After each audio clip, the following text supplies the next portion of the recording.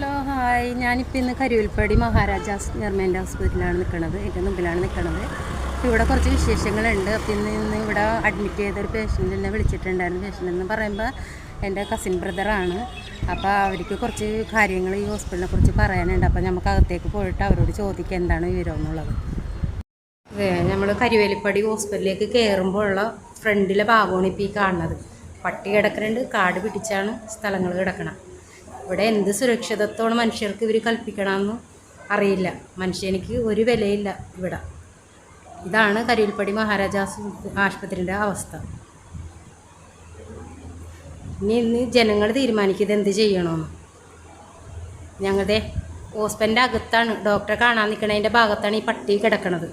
കണ്ട, ഡോക്ടറെ കാണാനായിട്ട് ആ മുറി കയറുന്ന പട്ടി ഇവിടെ കിടക്കണം. ജനങ്ങൾ തന്നെ തീരുമാനിക്കുക ഇതെന്താണ് ചെയ്യേണ്ടതെന്ന്. കണ്ട, കാടാണ്, മൊത്തം കാടാണ്. ഇവിടെയാണ് മലമ്പാമ്പിനെ പിടിച്ചത്. 2 മാസത്തിന് മുമ്പ് ഇതിൻ്റെ ഉള്ളിൽ നിന്നാണ് മലമ്പാമ്പിനെ പിടിച്ചത്. ഇത് എത്രയും കാണുന്ന ആൾക്കാരെല്ലാവരും ഇത് ഷെയർ ചെയ്ത് ജനങ്ങളിലേക്ക് എത്തിക്കണം. കാരണം ജനലിൽ കൂടെ നോക്കുമ്പോൾ ഇത് പട്ടിയാണ് ഈ കാണുന്നത്. രോഗി കിടക്കണതിൻ്റെ ബാക്ക് സൈഡാണ് ഇപ്പോൾ ഈ കാണുന്നത്. അപ്പം ഞാൻ ഹോസ്പിറ്റലിനകത്ത് ഹോസ്പിറ്റലിൽ വന്ന് ഞാൻ പേഷ്യൻറ്റുമായി സംസാരിച്ച് അപ്പോൾ ബാക്കിയുള്ളത് അവരൊക്കെ ഉണ്ടായ അനുഭവം അവർ തന്നെ പറയും.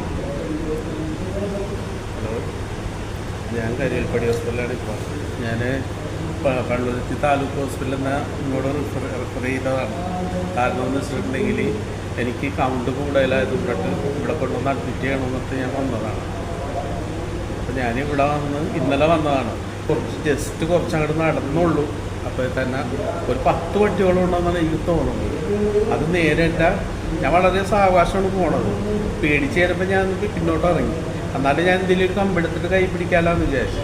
അതെടുത്ത് കൈ പിടിച്ചപ്പോഴത്തേക്കും ഇത് ബാക്കിലേക്ക് പോയിട്ട് പിന്നെ തിരിച്ച് ഓടി മുമ്പിലേക്ക് വന്നിട്ട് എൻ്റെ മേത്തേക്ക് ചാടാൻ വേണ്ടി പോയി. പിന്നെ ഞാൻ എൻ്റെ കൈക്ക് തീരെ വയ്യ, ഒന്നും എടുക്കാൻ പറ്റാണ്ടും ഞാനൊരു സാധനം എടുത്തിട്ട് കമ്പെടുത്തിട്ട് ഇങ്ങനെ കാണിച്ചപ്പോൾ തന്നെ അതിന് ഓടിയിട്ട് മാറി നിന്ന്. അപ്പം എനിക്ക് ആരെയും വിളിക്കാനും പറ്റില്ല. ഞാൻ ഒരുപാട് കിടക്കുകയും ചെയ്തു. ഞാൻ കിടച്ച് കഴിഞ്ഞിട്ട് ഞാൻ നിൽക്കുന്നത് ഇപ്പോൾ അവർക്ക് മനസ്സിലായി. ഇങ്ങനെ ഞാൻ ഡൗൺ ആയെന്ന് വിചാരിച്ചു.